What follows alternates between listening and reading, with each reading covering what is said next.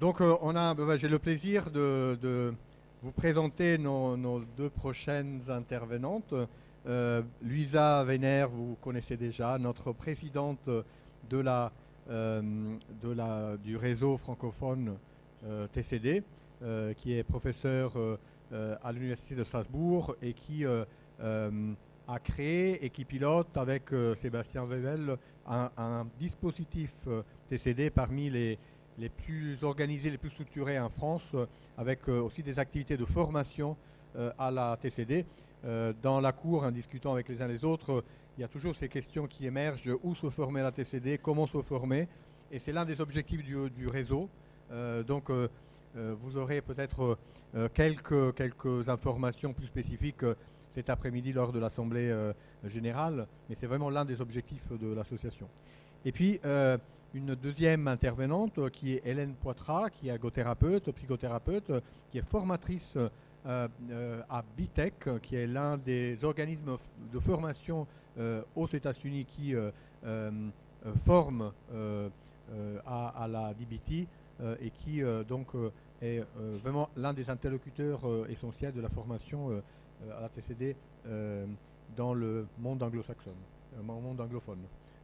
Et grâce à Hélène, il y a aussi la langue française, et ça c'est notre lien essentiel avec la langue ébitec. Voilà, donc Hélène et Luisa vont aborder un sujet très complexe qui est vraiment une préoccupation de plus en plus importante des cliniciens, c'est les liens entre le trouble de la personnalité borderline et le trouble de stress post-traumatique, en particulier tout ce qui est un lien avec les troubles post-traumatiques complexes, dont on sait que les limites diagnostiques ne sont pas simples. Et donc c'est avec grand plaisir qu'on vous laisse développer ce sujet. Merci Mario. C'est Hélène qui va commencer. Donc, et merci de l'invitation en français et en québécois. Je vais le dire moi aussi. Bonjour, merci de l'invitation. Alors, le combat de boxe commence. Et vous allez voir, on est bien dans la dialectique dans tout ça. Pourquoi, à partir de la TCD standard, pourquoi on a voulu faire une ou des adaptations spécifiques pour traiter le TSPT? En fait, c'est justement parce qu'on se rendait compte qu'en faisant de la TCD standard uniquement, on avait de la difficulté à traiter à ce qu'il y ait de l'amélioration dans le TSPT. Vous voyez aussi dans les autres résultats tout près, les autres troubles anxieux, troubles paniques, bien, c'est des choses aussi, on va voir tantôt, qui s'améliorent en traitant aussi le TSPT. Donc, de là, il y a eu Martin Bohus et Mélanie Arnold qui ont fait des adaptations, mais on y reviendra plus tard. Ici, on parle de prévalence, donc on voit qu'il y a une partie qui se rejoint entre les deux, entre les personnes qui sont atteintes de TSPT et de troubles de personnalité borderline, ou si vous m'entendez dire limite, c'est ça qu'on dit au Québec. Donc, il y a une comorbidité qui est présente chez une bonne partie de cette population-là. Je dois dire pour ma part que maintenant que je fais la thérapie par les traumas, j'ai l'impression que tous mes patients devraient travailler leur TSPT parce que la majorité de ceux que je vois, qui sont des cas très complexes, ont aussi un TSPT ou ont vécu de l'invalidation traumatique. Donc, on voit qu'il y a plus de tentatives de suicide, de comportements autodommageables, plus de tendance à dissocier chez cette population-là, un fonctionnement social réduit et une chronicité plus importante. Vous reconnaissez ici notre théorie biosociale de la TCD. On sait que c'est un modèle transactionnel où est-ce que la vulnérabilité émotionnelle avec l'environnement invalidant va faire une boucle et va entraîner de plus en plus de vulnérabilité et de plus en plus d'environnement invalidant. Et évidemment, pour ce qui est de travail sur les traumas, on va surtout se centrer sur les environnements invalidants. Donc, l'un des premiers éléments qu'on peut évoquer pour expliquer justement ces taux de co-occurrence qui sont très élevés entre le TSPT et le trouble de personnalité borderline, c'est justement la composante invalidation. qui va être commune justement dans le trouble borderline et dans le TSPT. Alors, donc on a beaucoup parlé de validation, donc notamment avec Lynn. Donc normalement, c'est des concepts que vous connaissez. Donc là, vous avez un exemple plutôt d'invalidation, d'accord? Et vous savez, donc si en tout cas vous avez suivi connexion familiale ou une formation en TCD, donc il y a 6 niveaux de validation donc opérationnalisés par Marshall Linehan et la validation fonctionnelle. Et en fait, donc ce que Marshall Linehan a beaucoup conceptualisé, donc c'est ce qu'on peut considérer comme étant une invalidation plutôt non spécifique, d'accord? Donc une invalidation dans son modèle, donc est essentiellement une invalidation parentale, donc même si elle tenait déjà compte aussi des invalidations systémiques. Et ce qu'elle a moins conceptualisé, aussi dans son manuel, c'est ce qu'on peut qualifier comme étant des invalidations spécifiques. Donc qu'est-ce que c'est les invalidations spécifiques? Ce sont des invalidations qui sont centrées sur des événements traumatiques, d'accord? Donc du coup, imaginons que j'ai vécu une agression sexuelle de la part de mon père, j'essaye de raconter à ma mère et elle me dit non mais c'est pas possible, d'accord? Donc ça c'est une invalidation spécifique et qui peut être quelque chose de très important dans la genèse d'un TSPT, associé donc probablement à un trouble de personnalité borderline ou un TSPT complexe, mais on reviendra sur cette question donc tout à l'heure. Donc ce qu'on peut en tout cas imaginer, donc en tout cas si on se base sur la théorie biosociale, donc dans cette transaction entre environnement invalidant et tempérament émotionnellement vulnérable, c'est que l'invalidation, elle peut être au cœur de quelque chose qui peut ressembler à une forme de difficulté de régulation des émotions, ce qui est logique, d'accord? Donc si on se rappelle aussi donc ce que Christine Dunkley a dit ce matin, l'un des éléments essentiels donc, pour qu'on puisse réguler nos émotions, c'est déjà de pouvoir les nommer. Et l'invalidation, le plus souvent, va empêcher justement cette étape cruciale et qui est très basique, qui est tout simplement de pouvoir reconnaître que l'émotion est là sans la supprimer. Et donc, quand on vit ces deux types d'invalidation de façon répétée, et donc c'est ce qui va se passer donc, dans ce modèle transactionnel qui est un modèle développemental, donc on peut avoir plus de risques justement de présenter soit la co-occurrence, donc soit ce qu'aujourd'hui on va nommer un TSPT complexe, sachant qu'on peut avoir un TSPT complexe et un trouble de personnalité borderline. Donc, vous le savez peut-être, le TSPT complexe, c'est une catégorie à part aujourd'hui, mais uniquement dans la CIM-11, et elle regroupe donc la triade symptomatique du TSPT, plus une autre triade symptomatique dont le cœur, c'est la dysrégulation émotionnelle. Donc, vous voyez déjà comment ça peut être compliqué de faire la part des choses aussi entre trouble de personnalité borderline et TSPT complexe.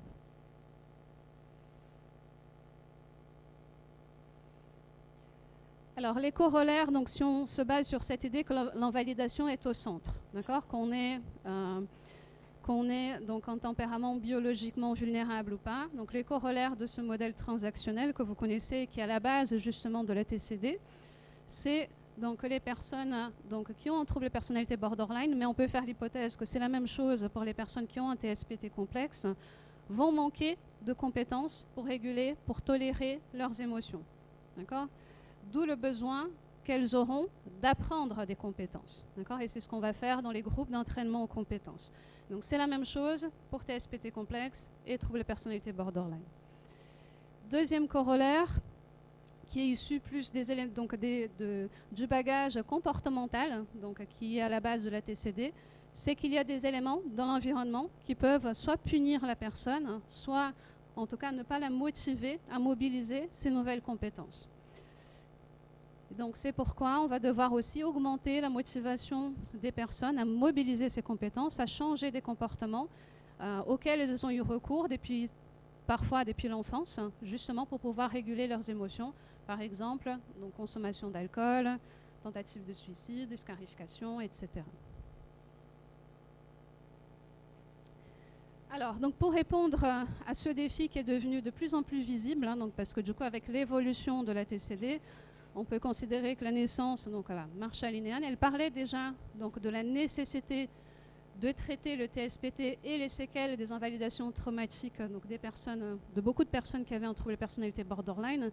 mais dans son manuel, donc elle a très peu opérationnalisé comment on pouvait faire ce traitement.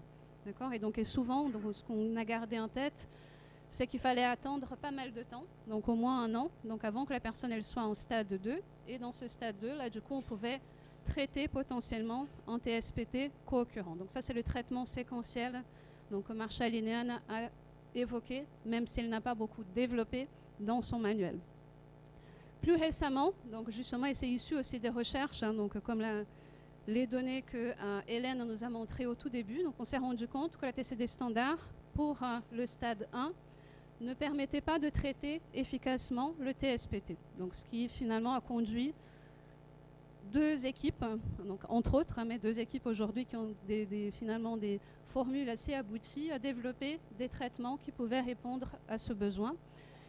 Donc il y a le traitement intégré de Melanie Harned qui a publié son manuel, donc qui là du coup est extrêmement détaillé et qui peut vraiment guider le clinicien en 2022. Et donc contrairement à Marshall Linehan, donc elle propose d'intégrer donc la composante exposition, mais on va en parler après, dans la TCD standard dès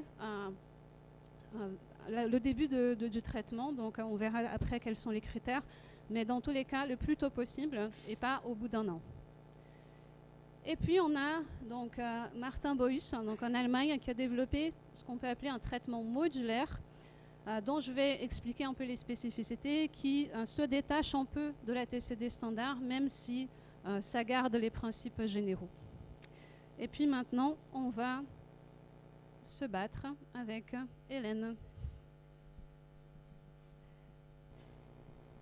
Alors, allons-y, tu restes avec moi. Alors, c'est moi qui commence, je donne le premier coup. Donc, l'idée maintenant, vu qu'il y a ces 2 modèles sur lesquels on va se centrer, TCD-TSPT, Martin Boyus, TCD-EP, donc exposition prolongée, Melanie Harned, on va les mettre tête à tête pour qu'on puisse dégager les spécificités et potentiellement aussi nous aider à mieux comprendre quel traitement pour qui, même si peut-être qu'on n'aura pas toutes les réponses à la fin de cette présentation. Dans tous les cas, donc si je commence pour la TCD-TSPT, la spécificité, la manière dont le traitement a été développé par Martin Boyus, c'est pour cibler le TSPT complexe. D'accord ? Donc c'est pas, la personne, elle peut ne pas avoir un trouble de personnalité borderline. Si elle a un TSPT complexe, c'est le traitement, donc en tout cas qu'on peut envisager pour ces personnes. Qu'est-ce qu'on entend par TSPT complexe ? Je vous ai parlé de la triade. Et ce qui est essentiel à garder en tête aussi, c'est que ce sont des événements traumatiques répétés, notamment pendant le développement. Et pour ce qui est de la TCD-EP, le TSPT est lié à tout type de traumatisme, donc pas uniquement relié aux abus dans l'enfance. Pour les comportements suicidaires et d'automutilation non suicidaire? Alors, dans la TCD-TSPT, donc on peut commencer très vite le traitement. Donc il y a une phase d'engagement et on peut imaginer, donc la personne, elle peut faire l'exposition, qui est la composante phare donc, du traitement, si elle n'a pas eu de comportement suicidaire depuis 4 semaines en fait, c'est pas 4 mois, donc excusez-moi, 4 semaines. Et donc ce qui est très important et ce qui va faire la distinction aussi entre la TCD-TSPT et la TCD-EP, c'est que dans la TCD-TSPT, on ne va pas considérer que les comportements autodommageables sont une cible qui peut retarder le début de l'exposition. Donc en gros, pour Martin Boyus, on pourrait mettre les automutilations en tant que cible 3, donc dans les stades 1. Pour la TCD-EP, donc on inclut les personnes ayant récemment commis des tentatives suicidaires, ayant un risque suicidaire aigu et de l'automutilation non suicidaire. Par contre, on va nécessiter que ces comportements-là soient cessés 2 mois avant de débuter la TCD-EP. Et en fait, on utilise beaucoup ça comme contingence et je l'ai vu beaucoup avec mes patients qui s'automutilaient à presque tous les jours quand on leur offrait, quand on leur expliquait qu'on pouvait travailler sur le trauma. Là, leur objectif était très précis pour arrêter les gestes d'automutilation ou les tentatives de suicide pour avoir accès à cette thérapie.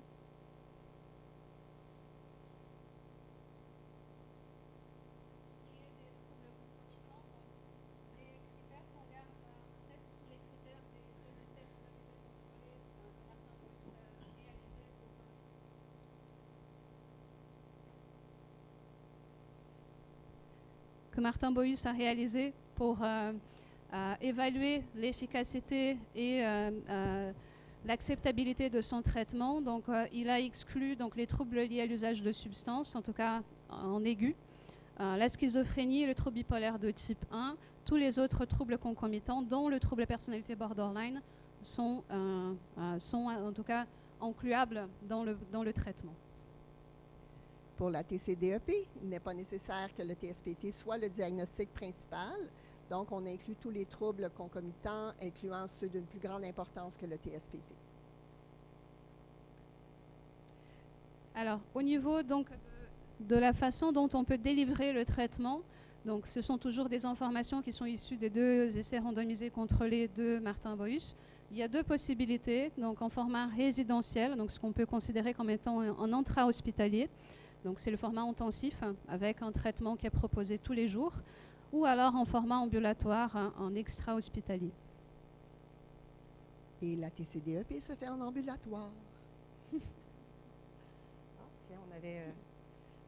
Alors, en termes des modalités, donc, dans les 2 cas, on parle bien de TCD, et on va garder donc, certaines modalités qui sont essentielles donc, à la TCD.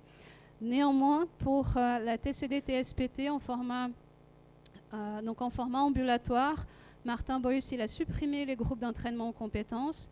Donc l'apprentissage de compétences se fait en individuel. On a toujours la consultation d'équipe, on a toujours le coaching téléphonique, mais l'apprentissage des compétences se fait en individuel. La raison pour laquelle c'est comme ça, c'est uniquement pragmatique, parce qu'il voulait comparer l'efficacité de 2 thérapies, et dans l'une d'entre elles, il n'y avait pas de groupe. Et pour la TCDEP, c'est ce que vous connaissez de la TCD standard, donc thérapie individuelle, le groupe d'entraînement aux compétences, les consultations entre les séances, là, soit le coaching téléphonique. Quand le groupe d'entraînement aux compétences est complété pour la personne, si jamais le traitement de la TCDEP n'est pas complété, on va poursuivre avec de l'individuel uniquement. Donc en termes de durée, donc c'est un traitement alors, qui est très court s'il est proposé en intra, puisque c'est une thérapie très intensive en 3 mois, alors qu'en ambulatoire, c'est à peu près 1 an. Pour la TCDEP, ici, on inclut la TCD standard, donc c'est le traitement habituel d'1 an. On va spécifier tantôt la partie TCDEP prend combien de temps.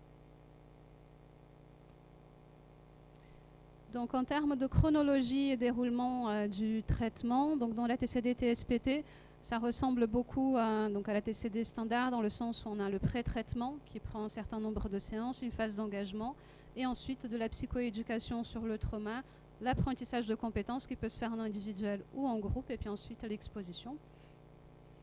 Pour la TCDEP, donc on a le pré-traitement habituel de la TCD standard, le stade 1 de la TCD et en moyenne, on peut commencer la TCDEP après 20 semaines de TCD standard si les personnes répondent aux critères dont on va vous parler tout tantôt.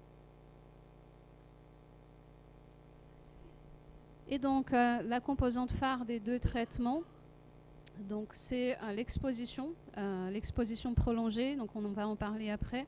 Donc dans la TCD-TSPT, l'idée c'est que c'est une exposition assistée de compétences pour que les personnes puissent, donc si on se réfère à ce que Christine disait tout à l'heure, ni sous-réguler, ni sur-réguler les émotions. La TCDEP, donc, comme je vous dis depuis tantôt, la TCD et la TCDEP sont données en simultané pendant la première année de traitement. Et en moyenne, pour la TCDEP, donc le traitement du TSPT, c'est 13 semaines environ. Et puis, donc, une fois que l'exposition elle est terminée, encore une fois, donc, la composante phare, donc, dans la TCD-TSPT, il y a encore plusieurs séances de traitement qui vont cibler d'autres émotions que les émotions qui sont habituellement associées à la triade du TSPT, à savoir la peur et le dégoût, et qui vont cibler plutôt la tristesse, par exemple, la tristesse d'accepter que ça nous est arrivé avec l'acceptation radicale, et aussi donc, une phase de réappropriation de sa vie, notamment par rapport à la sexualité, la vie intime, etc. En TCDEP, encore là, c'est variable. On dit sur l'année complète, il devrait rester environ 19 semaines après le traitement du trauma, donc pour compléter l'année de TCD. Et donc, peut-être l'une des principales différences entre la TCD TSPT et la TCD-EP, c'est que la TCD-TSPT a intégré des éléments d'autres traitements de troisième vague des TCC, à savoir la thérapie d'acceptation et d'engagement, très peu, mais il y a quelques composantes, et de la thérapie fondée sur la compassion, même si donc on va utiliser toujours les mêmes principes et les mêmes règles de la TCD. Pour la TCD-EP, c'est des standards. Pour l'exposition, petite aussi particularité, dans la TCD-TSPT, on fait essentiellement de l'exposition en imagination. Donc c'est beaucoup moins structuré tel que Foix l'a fait, alors que dans la TCD-EP. Dans la TCD-EP, donc c'est l'exposition prolongée, aussi adaptée de Foix. Et on inclut l'exposition in vivo, l'exposition en imagination avec un processus d'intégration suite à l'exposition en imagination. Et puis, donc, en termes de données probantes, dans les deux cas, on a pas mal de données probantes qui nous montrent donc, que le traitement est efficace. Alors, pour la TCD-TSPT, donc ça fait pas mal de bruit puisqu'il y a donc en effet un essai randomisé contrôlé qui a été publié dans le JAMA Psychiatry, qui a comparé donc, deux thérapies, donc, dont une thérapie qui est spécifique et qui a des preuves donc, pour traiter le TSPT complexe, qui est le Cognitive Processing Therapy, à cette nouvelle thérapie de Boyus. Et cette nouvelle thérapie de Boyus s'est montrée plus efficace avec aussi moins de tentatives de suicide, moins de drop-out, etc. Pour la TCD-EP, on a 2 essais randomisés contrôlés en contexte de recherche et il y a aussi 3 recherches qui ont été faites en contexte clinique. Et il y a plusieurs autres recherches en cours, puis je vais vous inviter d'aller voir le tout sur le site de DBTPI, où est-ce que les recherches sont très bien détaillées avec tous les liens. Et donc maintenant, on va essayer d'illustrer tout ça pour que les deux modèles soient donc les plus clairs possibles pour vous. Et on va commencer par la TCD-TSPT.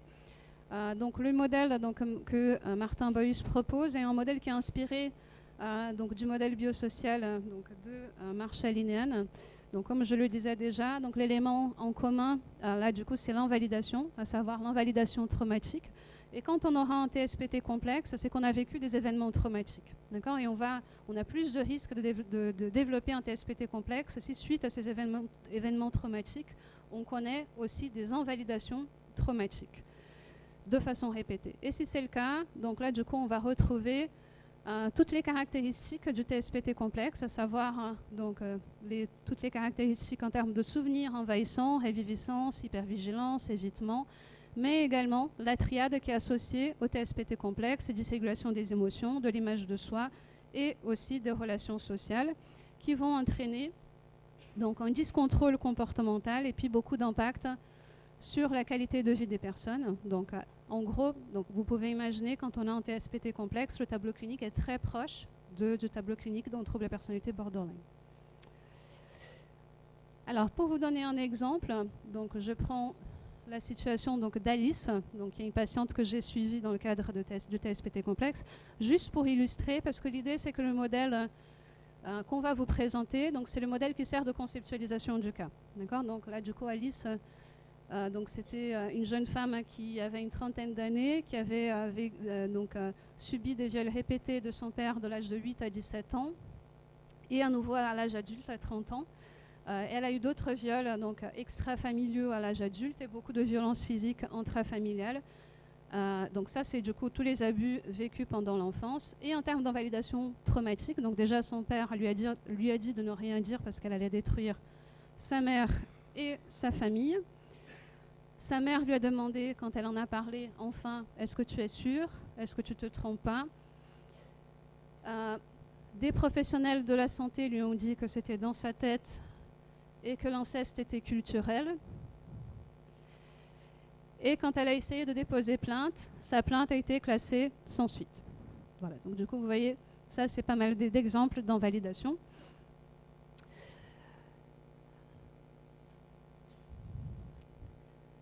Alors, donc qu'est-ce qui va se passer quand on vit ça? Donc je remets, donc apparemment vous voulez prendre des photos. Donc c'est une patiente qui avait un TSPT complexe et qui avait un trouble de personnalité borderline. Je n'ai pas détaillé tous les éléments donc, de dysrégulation des émotions, de l'image de soi et des relations sociales.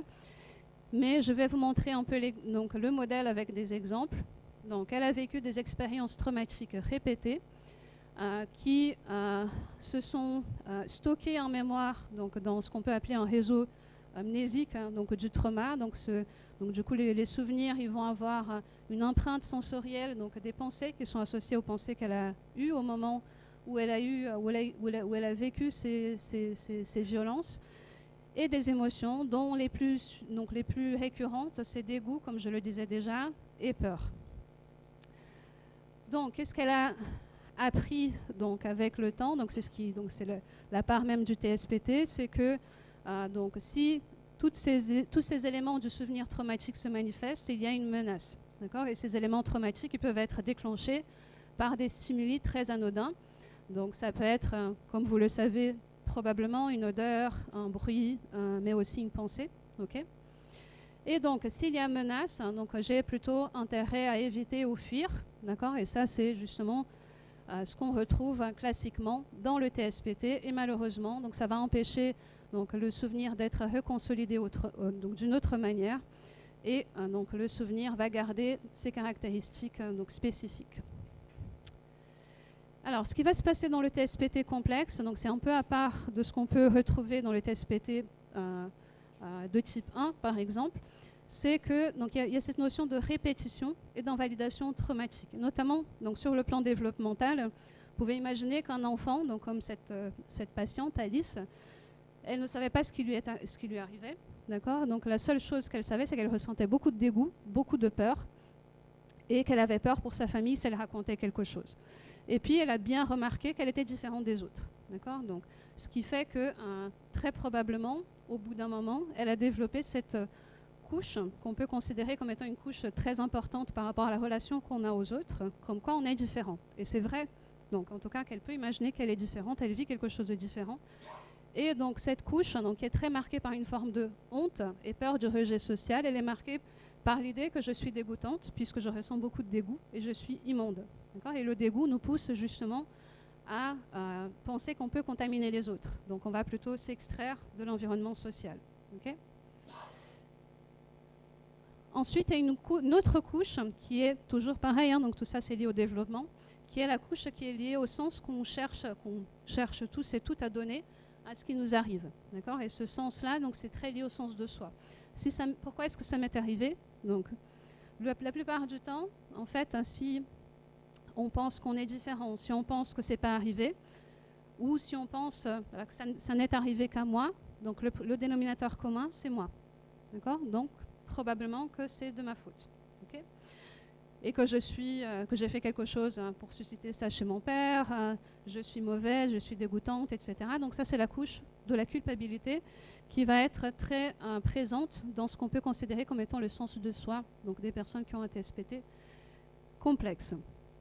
Donc ce qui va se passer, c'est que comme il y a toutes ces couches donc, qui sont liées donc, à ces caractéristiques du TSPT complexe, donc, il y a plusieurs sortes de déclencheurs qui peuvent justement activer donc, le souvenir traumatique et susciter justement des comportements d'évitement ou d'attaque.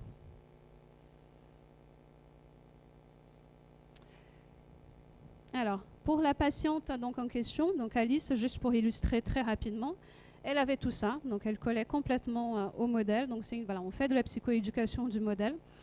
Et pour elle, donc juste pour illustrer un petit peu comment ça pouvait se passer, les indices actuels, c'était les relations intimes, s'asseoir près des portes, être au contact d'hommes, être dans la foule. Donc il y avait énormément de comportements d'évitement. Et puis aussi beaucoup de comportements de fuite avec beaucoup de tentatives de suicide très graves. Et énormément d'automutilation. Donc, c'est une patiente qui passait beaucoup de temps hospitalisée. Alors, pour illustrer un petit peu le traitement, donc on va cibler, comme c'est un traitement qui a été développé pour le TSPT complexe, on va cibler ces composantes du TSPT complexe, donc la conception de soi, des relations, etc. Et contrairement à la TCD-EP, donc on va déjà pas mal avancer des choses, d'accord ? Donc les patientes, et les patients vont devoir répondre à des questions. Donc l'idée étant que si elles retrouvent ça déjà noté, c'est normalisant. C'est pas qu'elles qui pensent comme ça ou ressentent les choses comme ça. Donc par exemple, voilà, je n'appartiens à personne, je suis différent des autres. Donc tout ce qui est lié plutôt aux couches externes, donc du modèle que je vous ai montré avec la honte, la culpabilité et le dégoût. Et puis elles auront aussi des tableaux à compléter. Donc ça c'est la phase plutôt de psychoéducation qui permettent aussi de déterminer quels sont les comportements d'évitement et de fuite qu'elles ont le plus, sachant que l'évitement il peut être cognitif, émotionnel et comportemental. Et vous voyez là l'exemple du coup de Alice.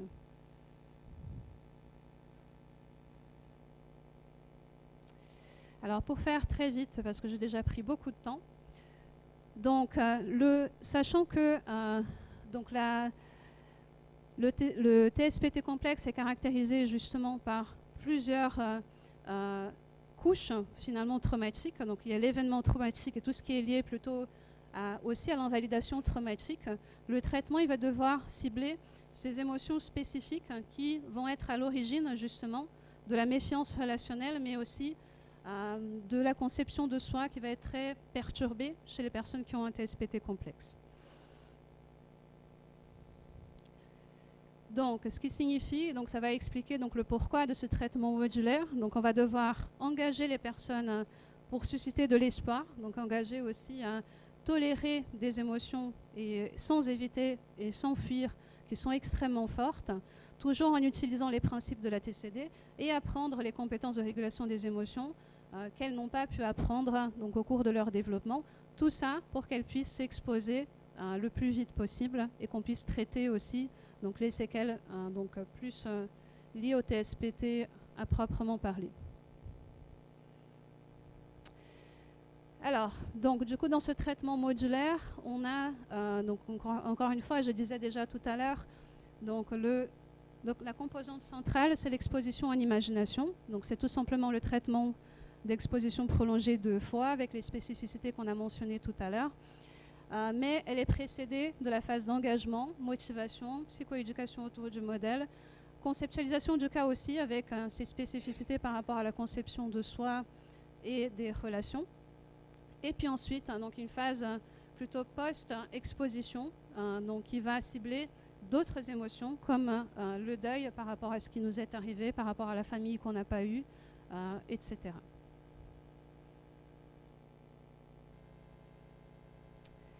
Et donc, juste pour terminer, alors, juste avant les expositions, c'est quelque chose aussi un peu différent de la TCD-EP.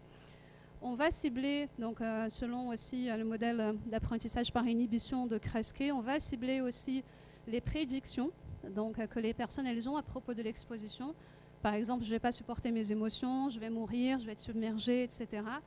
Le but, c'est de les identifier et qu'au cours de séances d'exposition, que ces prédictions, elles soient mises à l'épreuve. Et donc, voilà à quoi ressemblent du coup les fiches donc, de tâches à domicile où les personnes écoutent les enregistrements donc, des expositions en imagination qu'elles ont faites.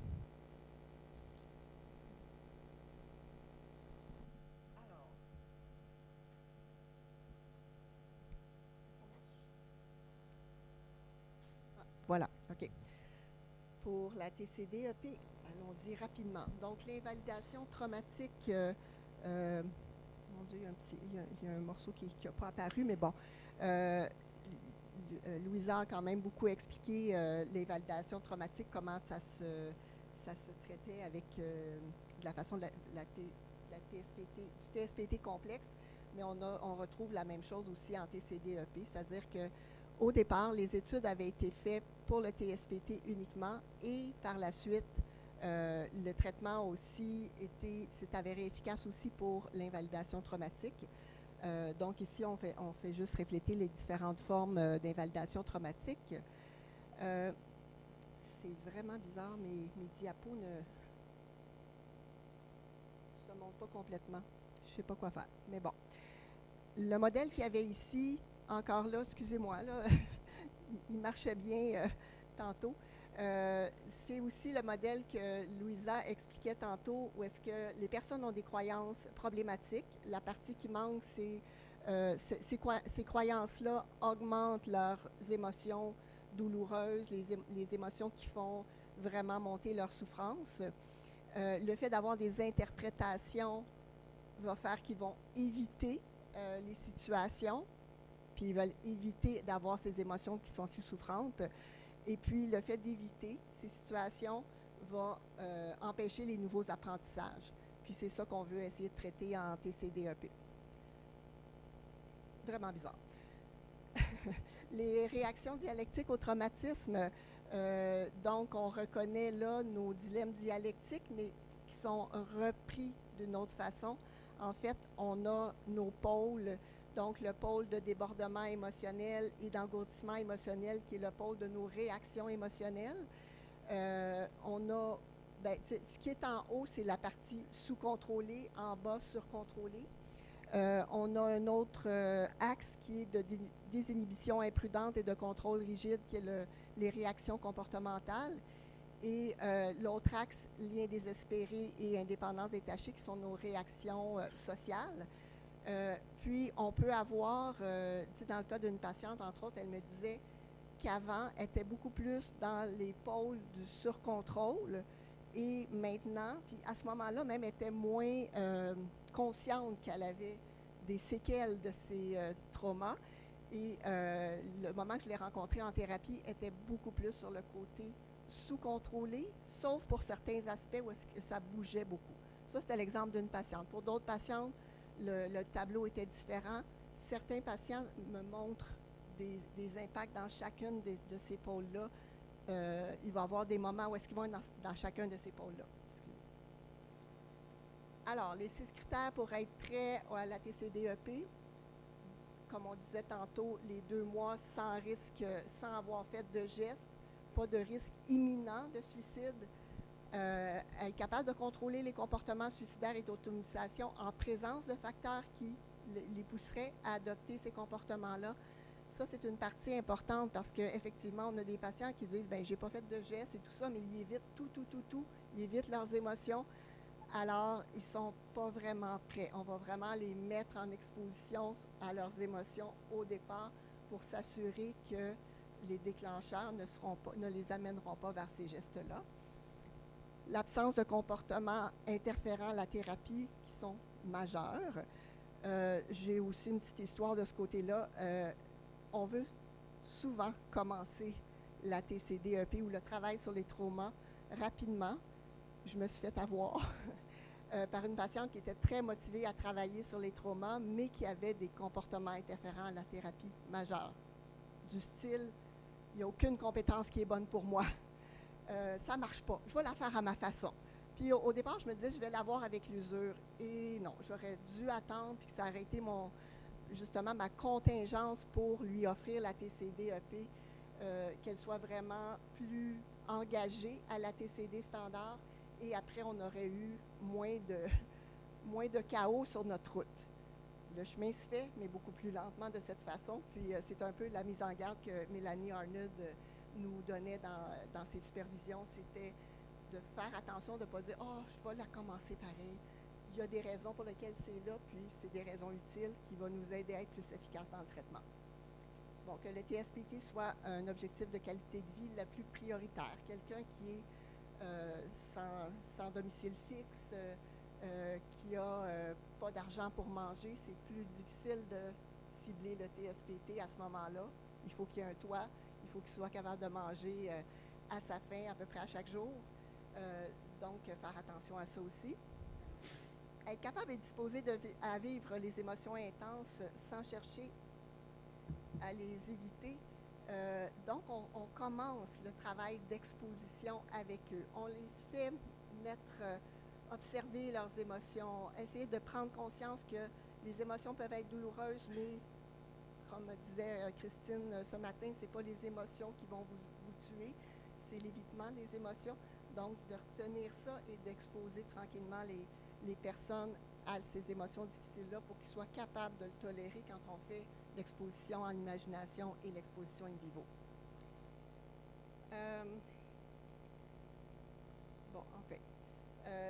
Donc, comment fonctionne la TCD-EP? On a, comme on disait plus tôt, l'exposition in vivo. on va chercher des situations d'exposition où est-ce que la personne a un niveau de détresse de 20 à 30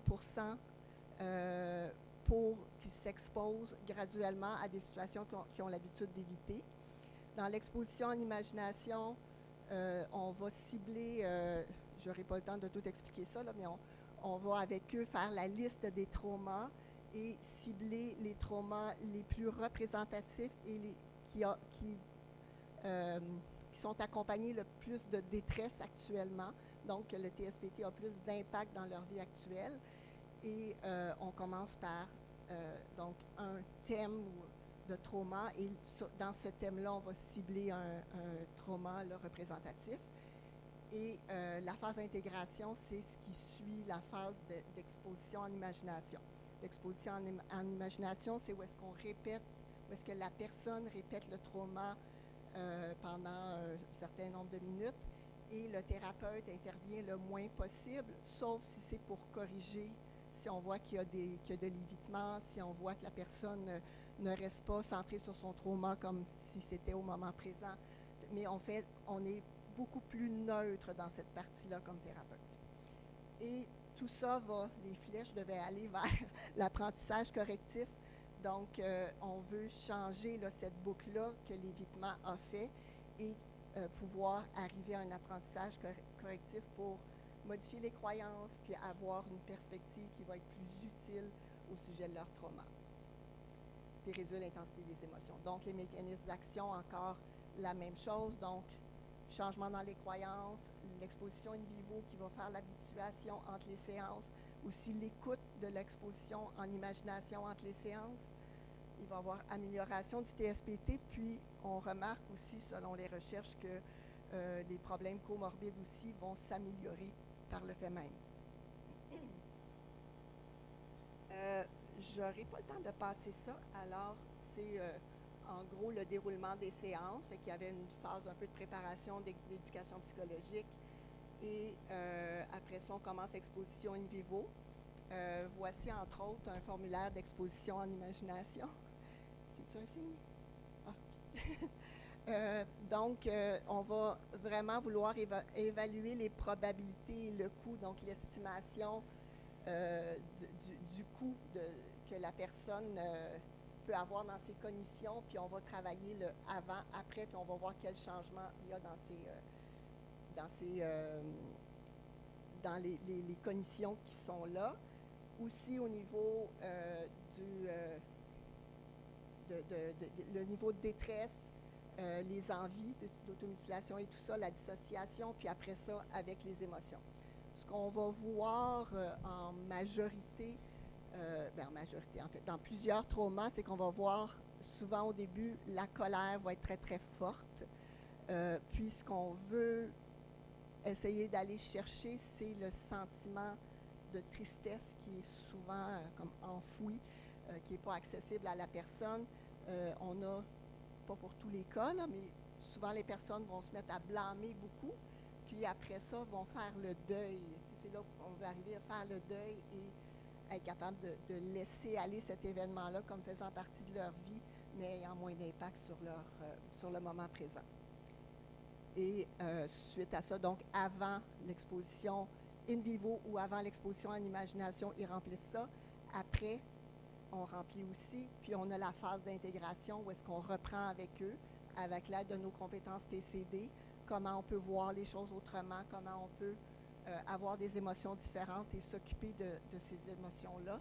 Puis on a un plan post-exposition aussi, pour pas que la personne reste prise avec tout ça durant sa semaine. Fait qu'elle sait quelles compétences elle peut utiliser pour tolérer les émotions présentes jusqu'à aller plus dans des compétences de tolérance à la détresse si elle veut après quelques heures. Là, si on ne veut pas tout de suite qu'elle s'en aille, qu'elle s'évade, qu'elle se distrait, mais après quelques heures, elle peut retourner à sa vie sans être trop habitée par les émotions. Alors, encore là, je passe ça rapidement. Et on a des données probantes qui ont été faites entre la TCD standard et la TCD-EP. Je ne les nommerai pas parce qu'il reste 2 minutes. Mais on a vu Mélanie Arnaud a vu des résultats vraiment très probants. Et l'efficacité sur le TSPT aussi, on voit les chiffres. Puis l'efficacité sur les problèmes comorbides. Et les conclusions. Les similitudes, c'est encore moi. Okay. Donc, entre le TSPT et la TCDEP, ils sont basés tous les deux sur des principes et des règles de la TCD. On a le socle de traitement des symptômes post-traumatiques qui est basé tous les deux sur l'exposition prolongée de Rotman et FOA. Puis le focus sur la dysrégulation émotionnelle et le modèle biosocial qui est sous-jacent. Ce sont les similitudes. Et donc en termes de différence, donc finalement on revient sur ce qu'on disait déjà tout à l'heure en mettant les deux modèles de traitement face à face. Donc dans la TCD-TSPT, donc on a l'abandon des stades donc de sévérité donc du trouble, puisque c'est pas centré sur le trouble borderline déjà pour commencer. Donc même par rapport aux cibles hiérarchiques, donc on ne va pas considérer par exemple que les comportements d'automutilation appartiennent en tout cas à des comportements qu'on a besoin donc, de faire cesser avant donc, l'exposition prolongée. Dans la TCD-TSPT, on a un modèle modulaire qui est autosuffisant. Donc en gros, on peut suivre donc, le modèle proposé par Martin Bohus sans proposer la TCD standard. On a l'intégration d'autres modèles de traitement donc, qui sont issus de la troisième vague des TCC, dont l'ACT et la TFC. Et puis, il y a une focalisation plus importante aussi sur la triade donc, qui va caractériser le TSPT complexe. Donc, j'en ai parlé donc, avec le modèle donc, que je vous ai présenté, à savoir donc, aussi le focus qui est donné donc, sur les relations qui vont être perturbées donc, du fait justement donc de l'impact de l'invalidation traumatique sur les relations et la façon dont on se voit et donc la conception de sa propre identité. Donc tout est très protocolisé, donc ce qui fait qu'on a des fiches pour beaucoup de choses. Donc c'est très riche, en tout cas pour cibler donc ces dimensions associées au TSPT complexe. Dans la TCD-EP, donc on peut considérer que c'est le traitement qui est resté le plus proche à la fois de la TCD standard et à la fois de l'exposition prolongée. Donc elle respecte donc finalement tous les principes des deux traitements. Donc c'est un traitement intégré qui est le traitement qui est censé être le traitement principal pour le stade 2, à savoir donc le stade 2, c'est justement quand on peut tolérer des émotions fortes sans avoir recours à des comportements problématiques. Okay. Donc, j'ai déjà souligné que c'était un modèle intégré et donc il y a donc, cette structuration qui est plus importante de l'exposition prolongée, donc, puisque, comme je le disais déjà, ça respecte beaucoup plus le modèle initial de FOA.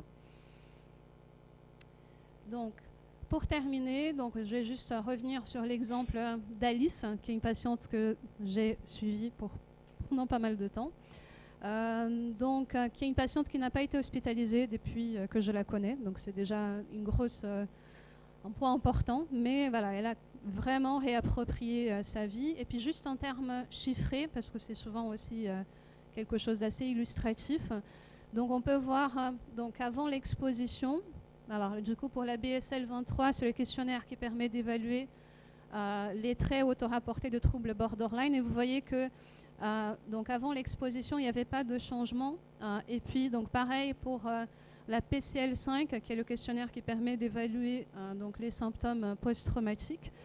Et puis, on voit une réduction très nette donc, des deux, donc, ce qui n'est pas étonnant, donc, parce qu'on a justement traité le trouble principal qui est associé à ce stade 2 qui est caractérisé par l'évitement des émotions, donc avec une réduction donc, du coût de la symptomatologie associée au trouble borderline, mais aussi au TSPT complexe.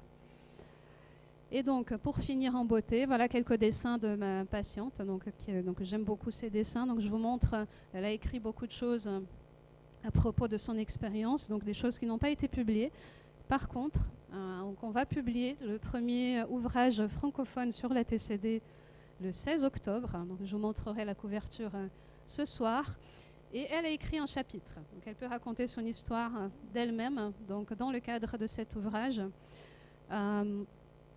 Et donc, vous voyez ici donc, le traitement. Donc là, du coup, c'était sa vie avec le TSPT complexe. Mais vous voyez donc les mots qu'on peut reconnaître dans l'expérience de beaucoup de personnes qu'on suit. Donc, enfance, insouciance, liberté, avec l'idée de perdre tout ça. Et donc, ça, c'est donc elle et moi.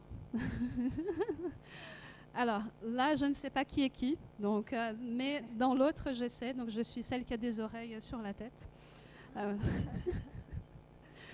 Et vous la reconnaissez, hein, parce que c'est la même, c'est Alice que je vous ai montrée. Donc vous voyez qu'elle est derrière. Donc on est dans la même barque et on va donc vers une vie qui vaut la peine d'être vécue.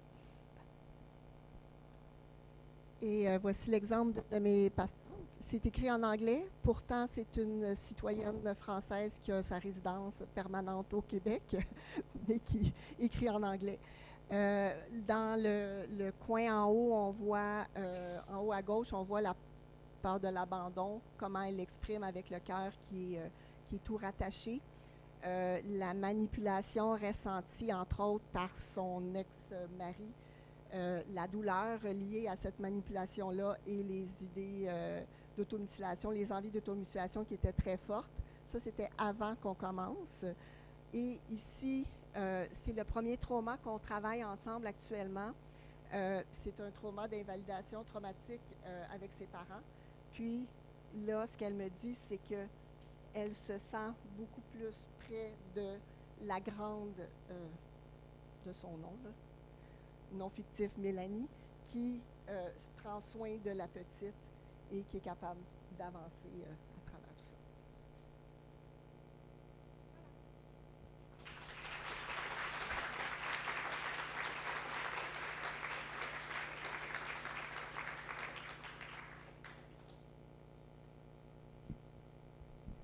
Merci, merci à toutes les deux pour cette présentation très riche et aussi très dense, parce qu'en effet, c'est comparer deux modèles qui sont les deux très développés, très complexes, et avec plein d'éléments nouveaux à intégrer.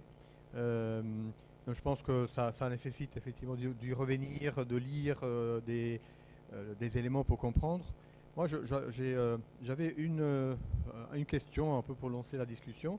C'est en effet la question centrale qui est posée dans les deux modèles, c'est quelles sont les conditions pour pouvoir mettre la personne en condition de tolérer l'exposition. Et là, il y a déjà un choix un peu différent sur comment le faire. Mais quelque chose qui est aussi important dans le modèle, notamment celui de Bohus, alors que je connais un tout petit peu parce qu'on a été formé à ce modèle, c'est toute la partie après l'exposition sur la reconstruction un peu de son parcours, de ce sens de la vie, parce que dans le modèle, dans l'image que tu montres, Hélène, de la personne qui s'occupe d'elle-même du passé, donc toute cette dimension qui est dans le modèle Bohus très étayée par d'autres éléments, donc la compassion, l'acte, donc d'autres éléments encore qu'il faut intégrer dans le... Donc ce qui fait que c'est une complexité importante, parce qu'il faut manier plusieurs modèles, la TCD, l'exposition, l'acte, la compassion, ce qui fait que c'est qui peut faire ça, quelles équipes, est-ce qu'il faut vraiment être hyper spécialisé, ou comme tu l'évoques peut-être, Hélène, plus facilement, un modèle TCD PE est peut-être plus facilement accessible parce que c'est un ajustement du modèle qui est déjà un peu intégré. Je ne sais pas si ma question est, est-ce qu'on va vers une complexité avec plusieurs modèles simultanés qu'il faut maîtriser, ce qui n'est pas simple, ou voilà, des outils à l'intérieur de la TCD un peu ciblés, un peu plus comme le modèle PE. Il n'y a pas de réponse. Hein? Vas-y.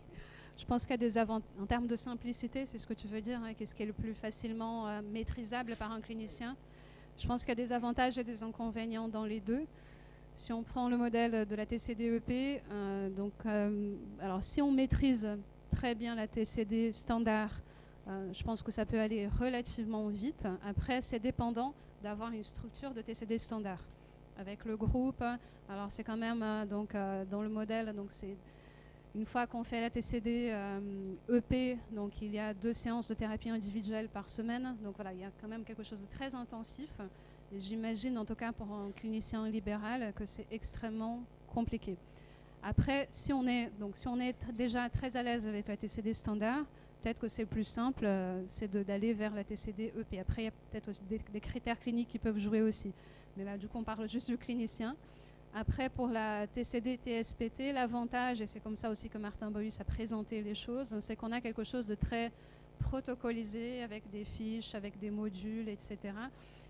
Et puis qui peut être déployé sans avoir recours à un groupe d'entraînement compétences, ce qui fait que ça peut être potentiellement plus accessible aux cliniciens, même si, et là du coup c'est plutôt un inconvénient, comme tu le disais, ça nécessite aussi beaucoup de temps de la part du clinicien, et voilà, parce que quand on fait une séance d'exposition prolongée, on ne l'a pas dit, mais c'est 1h30 de consultation. Donc en tout cas habituellement, même si on peut faire un peu plus court, mais un peu plus court c'est 1 heure, donc voilà, c'est quand même long. Et donc on est effectivement, on est invité à maîtriser d'autres aspects, donc d'autres psychothérapies, donc ce qui peut être aussi quelque chose de plus complexe. Vous pensez avoir des expériences, je ne sais pas s'il y a d'autres équipes qui se sont déjà lancées un peu dans cette expérience, un peu l'un ou l'autre des modèles. En fait, j'ai eu les 2 formations, mais j'ai jamais pratiqué la TCD, TSPT, parce que ma clientèle est uniquement des personnes avec un trouble de personnalité borderline, puis je me disais, je ne peux pas leur enlever la TCD standard. Donc, plutôt que faire 1 an de TCD standard et après entrer en TSPT, TCD, TSPT, je me disais que ça serait plus condensé de faire de la TCD EP. Je vois les avantages que Louisa rapporte aussi. Puis, tu sais, des fois, je me questionne, est-ce qu'il y aurait une certaine clientèle qui n'a peut-être pas un trouble de personnalité limite et qui pourrait faire de la TCD PTSD, puis il faudrait que je me remette à jour dans ce modèle et que je le maîtrise mieux. Mais pour le moment, notre expérience chez nous, ça a été de garder la TCD EP principale. Vous avez vraiment des questions ou des précisions par rapport au modèle, Willy? J'avais juste une question à Louisa concernant les données de recherche, parce que finalement, c'est un peu le prolongement de la question de Mario. Il y a plusieurs techniques thérapeutiques et dans la succession, d'abord l'exposition sur le module, des différents modules de Boyus et ensuite la compassion. Est-ce qu'on peut argumenter ou est-ce qu'il y a des données de recherche qui pourraient invalider ma question dans le sens de dire on pourrait attribuer le changement seulement à la compassion et l'exposition dans ce modèle ne serait pas nécessaire?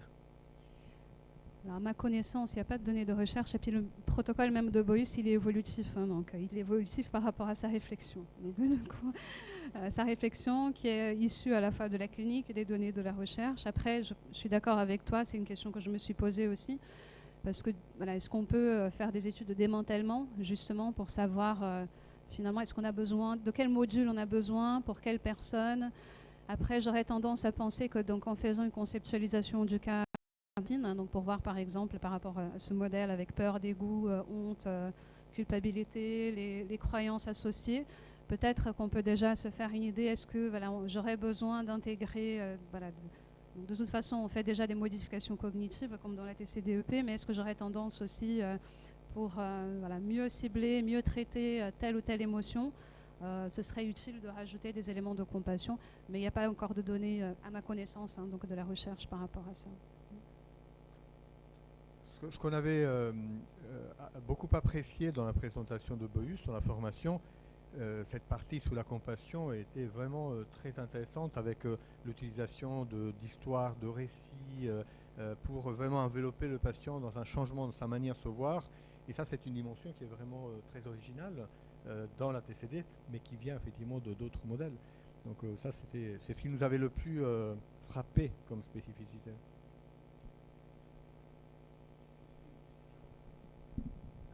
Est-ce que de manière expérientielle ou de manière plus formelle, il y a un âge en deçà duquel on ne peut pas faire ces thérapies?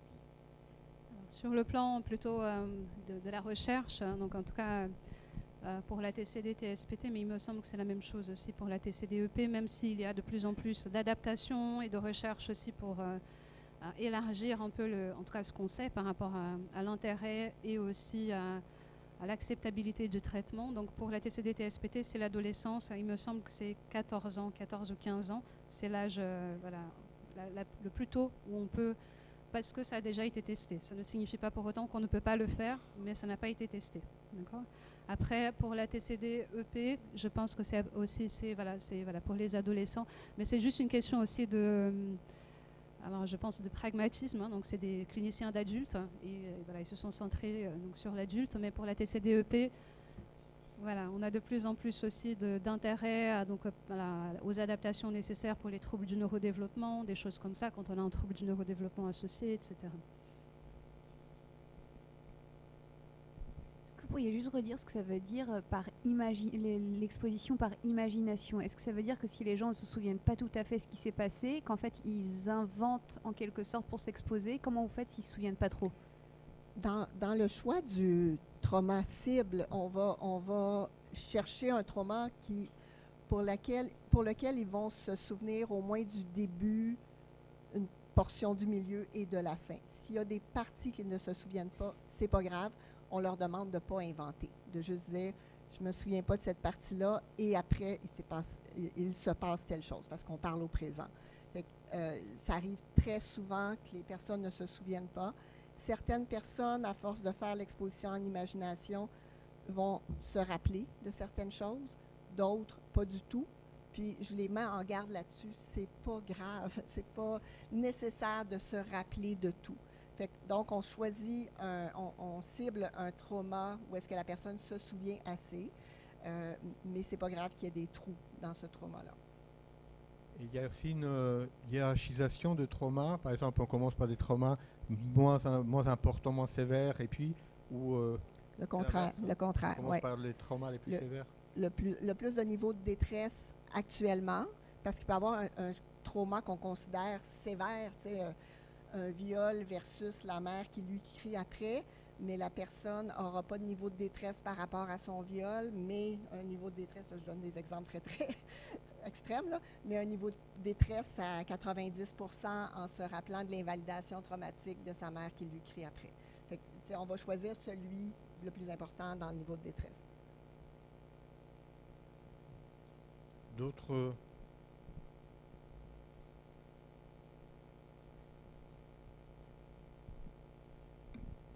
Merci pour cette présentation, c'est un sujet très intéressant et qui m'intéresse beaucoup aussi. Concernant la TCD-EP, vous disiez que le trouble de l'usage de substances n'est pas un critère d'exclusion. Du coup, j'aimerais savoir comment est-ce que vous composez avec ces comportements-là qui peuvent être très interférents avec la thérapie. Dans le plan de post-exposition, on va demander à la personne de ne pas consommer pendant au moins 2 heures. Si la personne a une consommation qui est là, qui est régulière de cannabis, d'alcool, quoi que ce soit, on va demander que pendant c'est sûr, avant l'exposition, il ne faut pas qu'il soit en état de consommation, en état d'ébriété, disons, et après qu'il y ait une période d'au moins 2 heures sans consommer aucune substance et pour intégrer les émotions qui surviennent. C'est ça le critère. Mais c'est sûr que si la consommation est très, très, très intense, bien à ce moment-là, c'est qu'il y a tellement d'évitement que la personne n'est pas capable de rester centrée sur des émotions difficiles. Ça enlève là, ce critère de préparation-là. Il faut vraiment que la personne soit capable de tolérer les émotions difficiles. Donc, par le fait même, on va travailler la consommation avant le début. Merci. Oui. Et est-ce qu'on a des données concernant l'efficacité? Est-ce qu'on sait si c'est plus ou moins efficace ou est-ce que ça ne change rien en fonction de l'efficacité par rapport à l'abus de substance? Une personne qui consomme et une personne qui ne consomme pas durant l'exposition. Il n'y a pas de données entre personnes qui consomment et ceux qui ne consomment pas, mais on a vu qu'il y avait des données sur comment les problèmes concomitants s'amélioraient après. C'est un peu logique. Dans le fond, c'est qu'on leur apprend à tolérer leurs émotions difficiles, donc ils n'ont pas besoin de toutes leurs stratégies inefficaces, que ce soit la consommation, que ce soit l'automutilation, que ce soit quoi que ce soit d'autre. Merci beaucoup. Une dernière question, un dernier commentaire.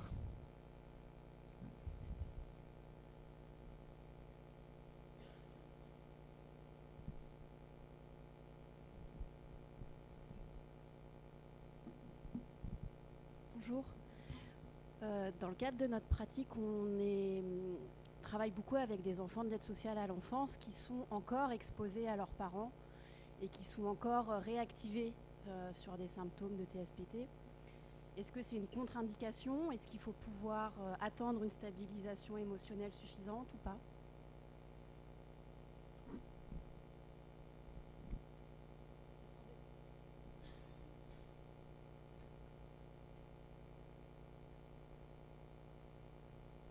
Ce sont des enfants qui ont quel âge? Alors, nous, de 0 à 21 ans. D'accord, parce qu'en tout cas, alors pour Mais la à question de partir de l'âge, 14 ans, donc oui. on a déjà répondu tout à l'heure, on n'a pas de données pour l'instant ni pour la TCD TSPT ni la TCD EP, même si on peut faire l'hypothèse que ça peut fonctionner tout aussi bien donc pour les enfants. Après, la question donc, de la traumatisation qui est encore en cours, alors, qui est une question à part par rapport à la notion de stabilisation, mais l'idée effectivement c'est que pour l'exposition, parce qu'il y a une phase de préparation, hein, comme vous avez vu dans les deux cas, avec l'engagement, psychoéducation, etc. Donc c'est des choses sur lesquelles on peut travailler, donc justement pour que la personne elle soit prête à l'exposition. Donc on ne souhaite pas bien évidemment que la personne elle soit retraumatisée pendant la phase d'exposition, mais on travaille sur ça si c'est le cas, et ce n'est pas en tout cas un prérequis pour que la personne participe à la thérapie et s'engage. Ça signifie surtout qu'on va devoir travailler sur ça pour qu'elle puisse passer à l'exposition à un moment donné. Après, la question de stabilisation, c'est pas exactement, voilà, c'est pas un concept avec lequel on travaille beaucoup en TCD. Donc c'est plus cette idée d'avoir des compétences et d'avoir les compétences nécessaires pour pouvoir tolérer, traverser des moments d'émotions très difficiles sans avoir recours à ces comportements d'évitement ou de fuite. Merci.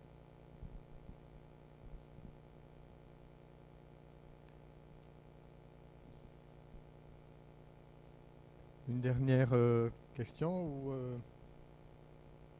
vous êtes bien rempli d'idées dans la tête? Donc peut-être on peut remercier encore une fois Hélène et Louisa.